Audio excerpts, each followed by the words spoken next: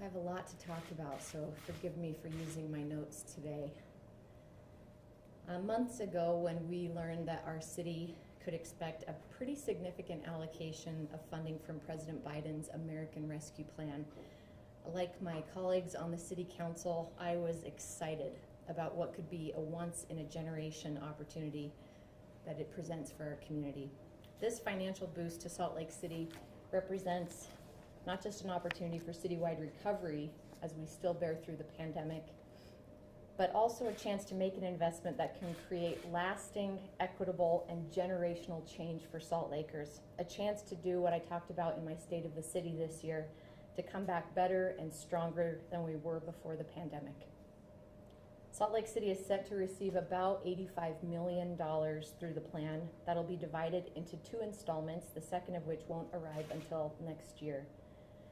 For months, my team has closely studied the federal guidance, which has been somewhat slow coming, on just how those dollars could be spent. And we've cross-checked it with the city's very long list of needs. We've drawn on results from our citywide resident surveys, public comment in meetings we hold, suggestions from the community, the City Council's priorities, and best practices that are being identified by other cities in the country. I am proud of the thoroughness and the creativity that my team has brought to this process, and I'm excited to share with you today the details of my recommendation for these funds to our City Council. The whole plan was transmitted to our City Council just last week, and they will begin their process to consider the programs starting tomorrow. It's framed by 4 main themes: building community resilience, community grants, homelessness and public safety, and taking care of our city. First, I want to share with you the work we've been doing to identify the most transformational investments that we can make as a city to change the lives of generations of our residents. Early last year, when I started this job, I asked our economic development team, what was the one thing that we could do or invest in to improve access to opportunity and build economic strength for our residents in our city? They were smart enough to partner with the University of Utah's Sorensen Impact Center to answer that question. The center spent most of the last year researching what interventions would be game changers for our residents. Their phase 1 findings point to 2 specific investments that we should make to lift up our society and our economy as a whole. Those 2 are early childhood education and workforce training that's prioritized for single mothers. High quality early childhood education has lasting benefits to the children that can change their trajectory for success, from social and emotional to academic well-being. Access to programs like this aren't just an investment in each child, but also in their families and in our citywide and even statewide economic strength. We also know that children raised in poverty, even if only for a few short years, are more likely to live in poverty as adults. And Salt Lake City is home to the majority of at-risk census tracts in the state. These residents face the highest barriers to economic opportunity and are most likely to continue the cycle of intergenerational poverty. Our solutions have to be as dynamic as the hardships that we're facing. And any successful intervention of this cycle needs to be targeted at multi-generational outcomes. Today, I'm happy to announce that my first funding recommendation for rescue plan spending is a major investment in childcare, early childhood education, and workforce training to increase the skills and earning potential of parents. The City Council has already supported the first phase of that research that Sorensen Impact Center has done, and now I'm asking the Council to set aside $10 million of our city's rescue plan allocation for future investment in this program. If approved, the city would set aside rescue plan funding and look to leverage private investments to support the expansion beyond the $10 million, expanding programs like our Salt Lake School District pre-K, high-quality early childhood care and education, home visits from nurses and educators to support parents, and a targeted workforce development program. Today we're happy to be hosted here at Horizonte, which is an example of the types of community-centric locations that I envision housing the programming that we're talking about with this initiative. Frankly, it's not surprising that an investment in childcare and early childhood education would be the most transformational investment we can make in our collective future success and to help families to thrive. Nationally, families with infants pay $16,000 a year to cover the cost of childcare. In most counties here in Utah, families with average income who need full-time childcare are spending 10 to 20% of their household income per child. Those figures, coupled with statistics showing that 57% of two-parent households have both parents working, and 83% of single-parent households work full-time, shows that finding solutions for this issue involve not just access to affordable, high-quality childcare, but can help parents have the capacity to gain new skills and earn more. It is hard work out there for working parents. I get it. There's not a day that goes by when I'm not having to balance the needs of my family with my job. And compared to a lot of people in this city, I have got it pretty easy. How do we make it easier for single parents, for low-income families, for people who are stuck in the intergenerational cycle of poverty that makes it so hard for our residents to take advantage of the real opportunities of growth happening here in our capital city? My vision for this investment includes neighborhood centers throughout the city that offer childcare and early childhood education for our kids and job training and workforce development opportunities for their parents. One-stop services that can empower Salt Lake City residents to build careers and support their families. Pending the council's approval of the Phase 2 funding for this work, the Sorensen Impact Center will develop specific success metrics for our programs, and it should take about 6 to 9 months for Phase 2 to complete. While Phase 2 research is happening, it is my goal to greatly leverage our $10 million investment with private investment that can grow these programs even more, making this investment truly catalytic for our community. By investing in our city's youth and extending that investment to their families, we can make an impact that creates an intergenerational cycle of progress, a pathway that truly enhances equitable growth for our communities. We can change lives and lifetimes with this funding. Second, well over a year now into this pandemic, one positive outcome of the need to social distance has been a renewed appreciation and use of our city's parks. They've become more than a playground or a place to barbecue or have a picnic. They've become havens for our residents to be connected in the community. City parks are one of our most precious resources, especially with the fastest growing population in the nation here in Utah. With a growing city and all the changes that naturally come with that, both good and bad, now is the time for us to create a better level of park stewardship to ensure that they're welcoming and safe and positive for all to enjoy. With that goal in mind, I'm excited to announce that my second proposal for the rescue plan is a $3.9 million investment in the creation of Salt Lake City Public Lands Park Rangers.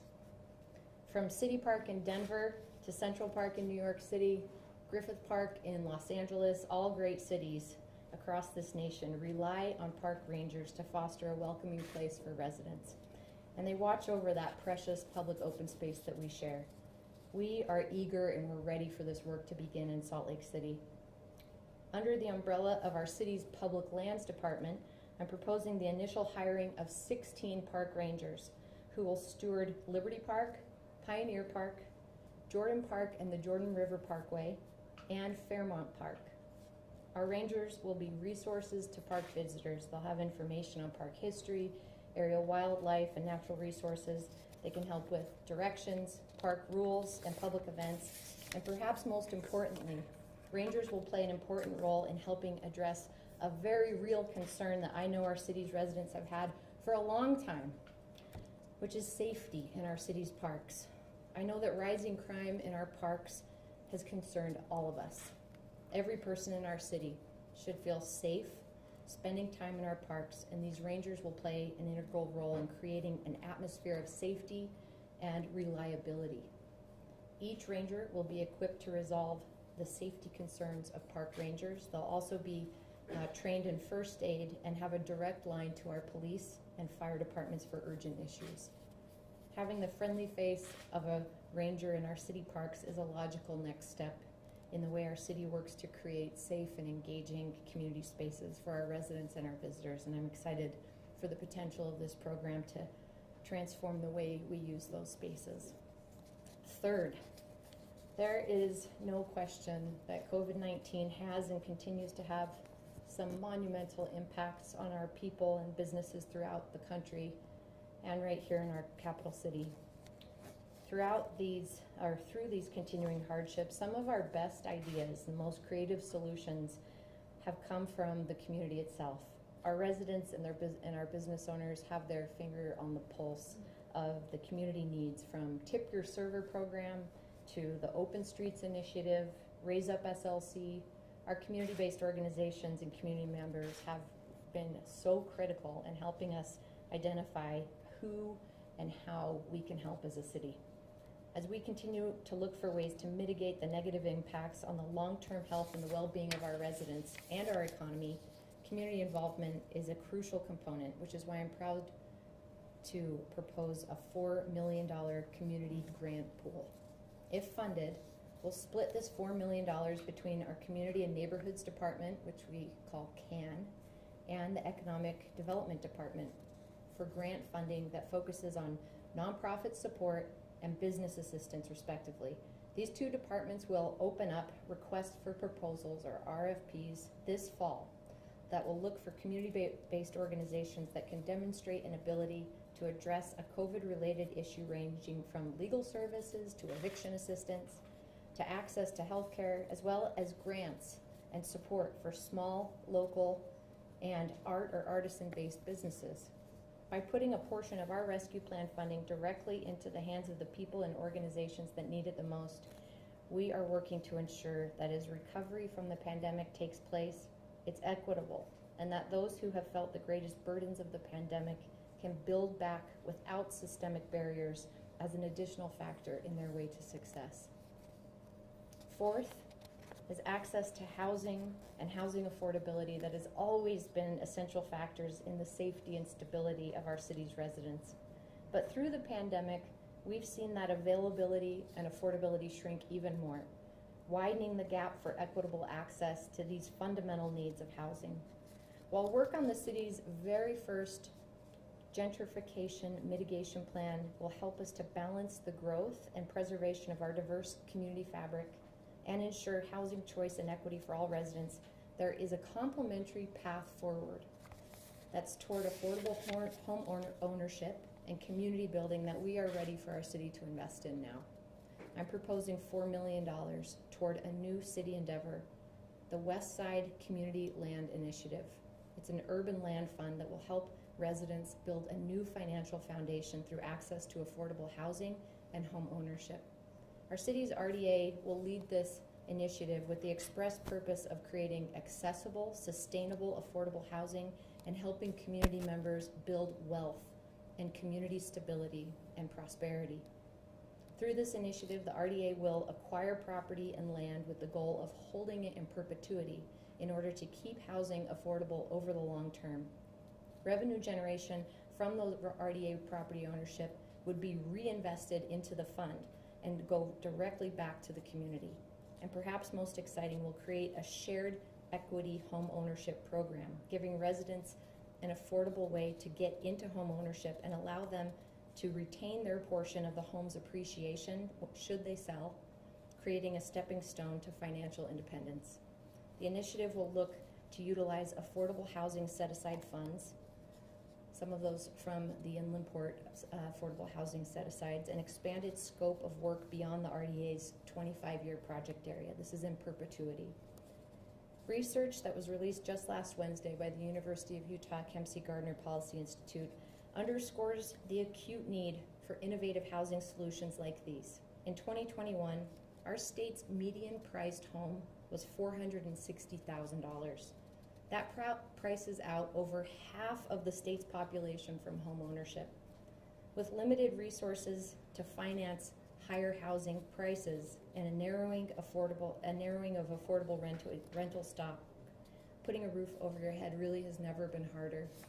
We want to help remove the barriers for our residents who face the steepest challenges to housing, and the Westside Community Land Initiative can help be that stepping stone.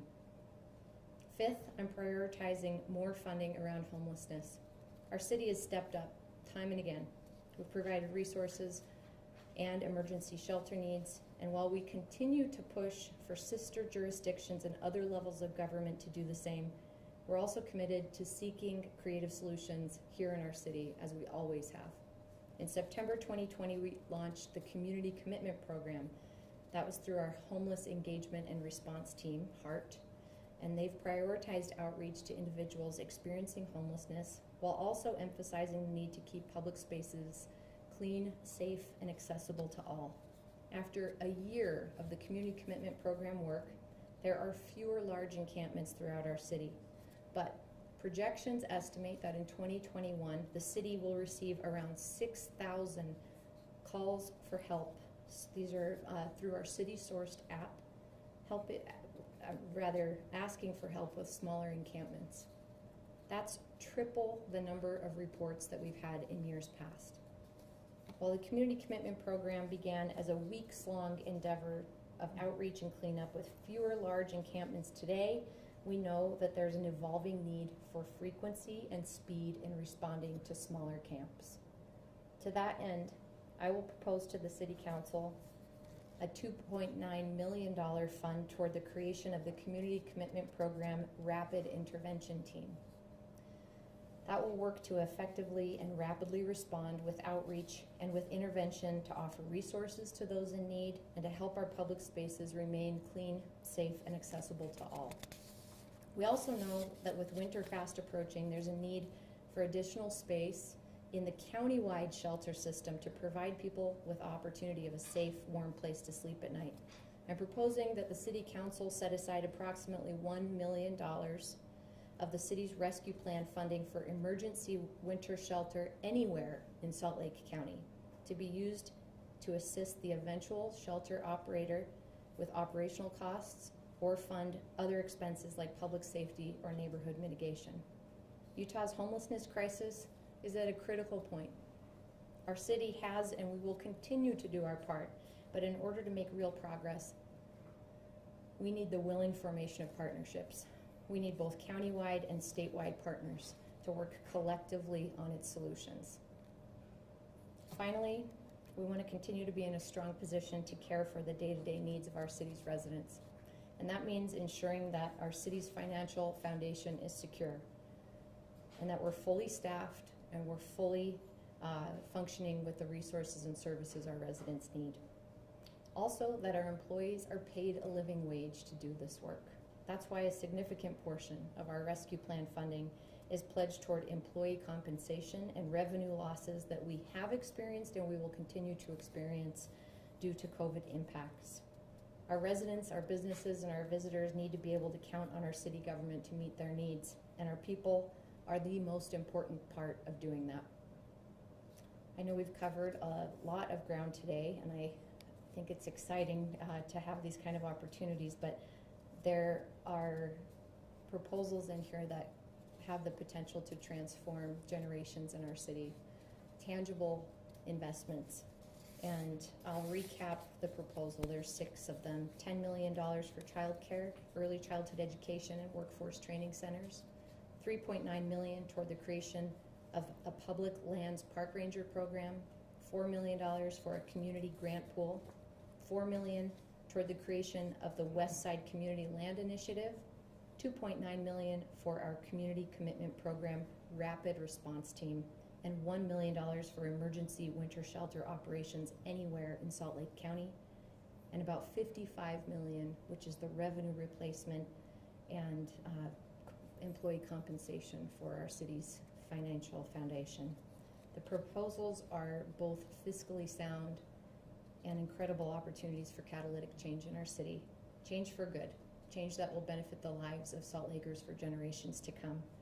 I'm looking forward to working with the City Council in the weeks and months ahead. I encourage the public to have your voices heard as we go through the public process of the City Council considering these opportunities. And I'm happy to take any questions. How many jobs do you think this will create? How many jobs? So of the metrics that Phase 2 with Sorensen Impact Center will be coming out with, that is a part of the work. Looking at the census tracts today, HUD defines low opportunity areas across the country, so we know the census tracts that we could begin focusing in. And then looking, thanks to our recent census data as well, what's the population, what's the youth makeup, how many children could be eligible potentially for this, and then looking at the workforce that exists there. So that will be part of the results in the next 6 to 9 months. Some of this is ongoing funds, where you're funding with living wages, stuff like that. This is one-time money.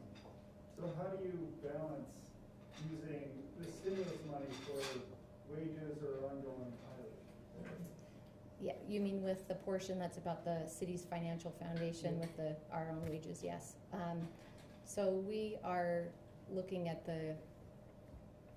actually my CFO probably doesn't appreciate me sharing this already, but we're seeing some very positive revenue return on portions of our sales tax. And we took a conservative approach with our budget in the last 2 years, I think, which was responsible, and it's been good for us. But we are looking at increased revenues coming into the city, which gives us some strong indication that we'll be able to continue with the pay increases that we did back in July and August for city employees, with the increasing revenue and time when this one-time fund lapses. The housing fund for the west side, how is that different from what like the housing authority is already doing? Can you help us understand? You know, that's a great question that I haven't thought through the contrast with how the city or the county housing authorities. We've thought about it through the redevelopment function, as our redevelopment agency currently administers our affordable housing dollars through the city, and the perpetuity of it, but also that there's a focus here on the perpetuity. It makes it distinguished from traditional redevelopment project areas, but the return to residents themselves of a portion of the equity is not something that we see in the housing authorities, to my knowledge, where a homeowner through the program can build. Obviously the home builds equity, and should they sell, they are entitled to a portion of that growth. The increment above and beyond that goes back into the community fund. So I don't know that there is a program like this in Salt Lake County, even with our housing authorities. This would be buying single family homes? Actually, multifamily as well. I guess what's the shortage right now in terms of trying to keep SLC fully staffed? Do you have a number in terms of with the employee shortages? Because obviously everyone's kind of got shortages. You know, it varies from department to department, and we've talked a lot about our police shortage, which is at 55 paid positions that are open right now. As I've said before, I think Salt Lake City Police Department is hiring faster than any other department in the state of Utah. So that's a work in progress. It's also a challenge across the country. But there are departments who, let me back up, when we were entering the pandemic, we went into a hiring freeze that lasted for about a year. So services grew, the demand for services and needs of city staff grew actually across the course of that year. We reinstated we unfreezed the hiring freeze about 8 or 10 months ago. And so we've been trying to hire up, but there's still capacity needs. You know, over the last year we've talked a lot about police and calls for service, and that is indicative of the demand for services across citywide departments in many ways. It's up about 27%, those calls for service in Salt Lake City, just over the year before. So whether that's the growing residential units in our city, which have been about 1,000 a year we're adding, and the increased services therein, cleaning up at our parks, neighborhood needs, Salt Lake City's growing. We're growing rapidly. We have more residents than we've ever had in our city's history. So I don't have a total number for you of open positions, but it's something that we could look into and get back to you with. In the follow-up to that, you mentioned the police and the 55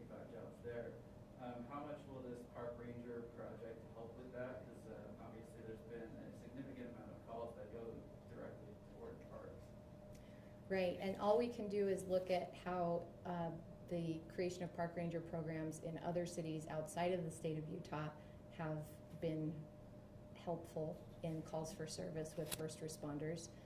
As I mentioned, these park rangers will be trained in first aid, but they will not necessarily be EMTs. We'd still have that line of access to first responders, but it has been very impactful in other cities and other parts of the country, not just in reducing the calls for service through 911, but in creating more approachable, safe, accessible parks in these big cities. Can you say a little bit more about the neighborhood centers you were talking about? Sure. For childcare, workforce training.